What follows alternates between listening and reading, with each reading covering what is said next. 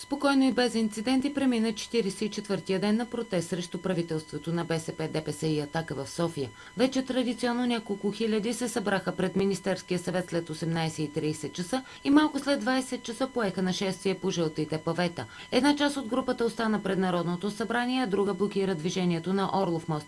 Трети лъч премина по моста Чавдар и блокира движението по булевард Владимир Вазов. Причината е, че според демонстрантите в района живеел вице-премиера и министър на вътрешните работи Цветлин Йовчев.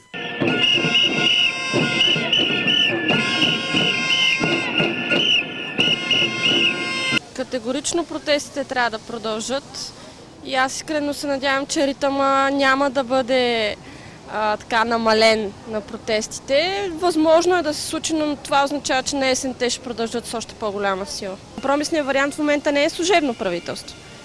Две са основните неща – оставка, изборен закон, избори. Друго няма. Има смисъл. Да се протестира винаги има смисъл. Човек трябва да си изкаже мнението. Сега в изборните правила има една единствена точка, която трябва да се промени, която се казва колко е процента, който се определят народните представители, които влизат. Сега е 4 на 100, а трябва да стане просто 1,5 на 100. Така ще има голямо представителство в следващия парламент.